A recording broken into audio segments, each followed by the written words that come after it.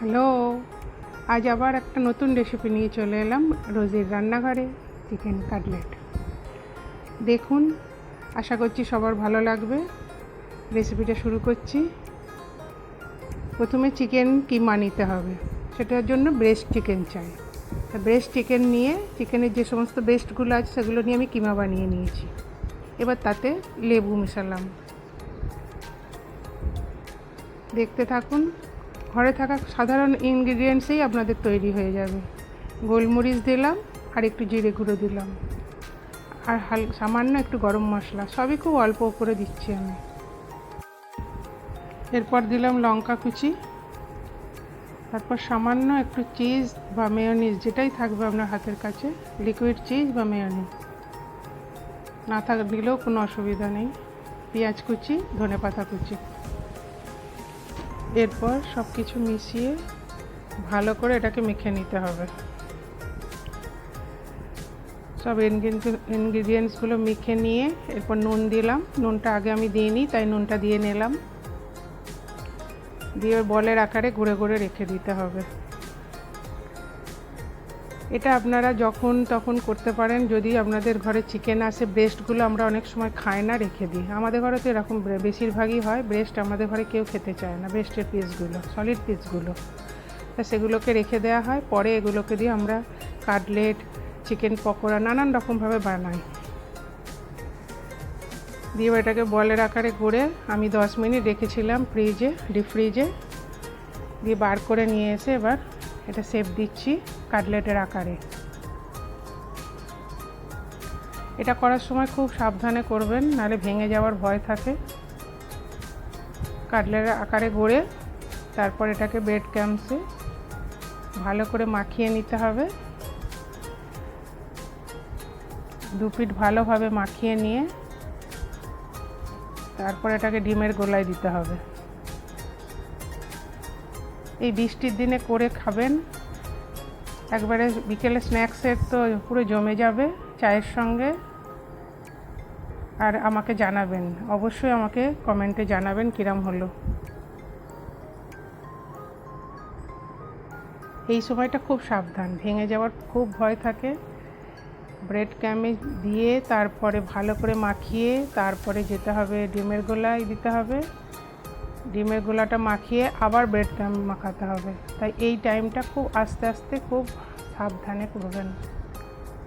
হ্যাঁ, এটা করে খেলে কেমন লাগলো আমাকে কমেন্টে জানাবেন। আর আমার চ্যানেলটাকে একটু সাবস্ক্রাইব করে দেবেন, ভালো লাগলে একটা লাইক দেবেন অবশ্যই, এটা অনুরোধ রইল আমার।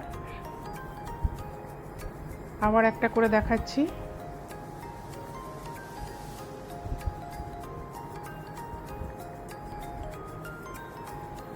এবার আকারটা আপনারা কীরকম দেবেন, অনেকে তিকোনা করে, অনেকে চৌকো করে। আমি চৌকোই দিয়েছি। আপনাদের যেরকম ইচ্ছা সেরকম দিতে পারেন।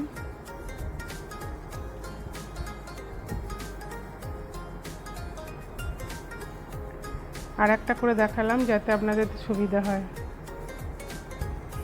হ্যাঁ, অনেকেই হয়তো ভাববেন কেন এটা দেখাচ্ছি, আমরা তো জানি। হ্যাঁ, অনেকেই জানেন, অনেকেই জানেন না, তাদের জন্য আমার দেখানো।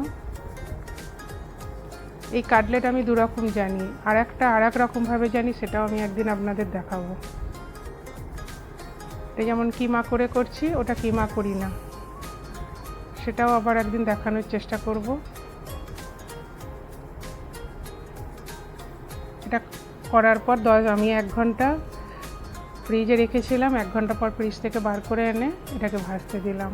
তেলটাকে ভালো করে গরম করে নিয়েছি, নিয়ে এক এক করে তেলে দিয়ে দিলাম।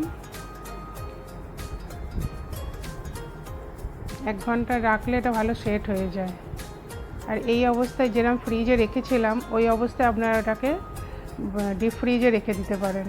বেশ কিছুদিন রাখা যায়, 10-15 দিন তো রাখাই যায়। তারপর হঠাৎ করে কোনো গেস্ট এসে গেল, আপনারা ওটাকে বার করে ভেজে দিতে পারেন। এইভাবে বানিয়ে সবাই খাবেন, আমাকে কমেন্টে অবশ্যই জানাবেন। আর পারলে আমার চ্যানেলটাকে সাবস্ক্রাইব করে দেবেন।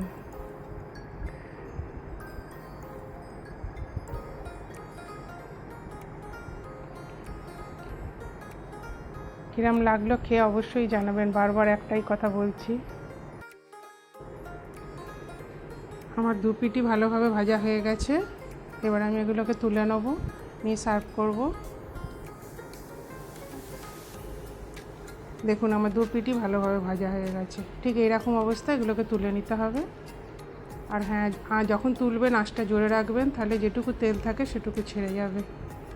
আঁচ কমিয়ে কখনোই গ্যাস থেকে ভাজা জিনিস তুলবেন না।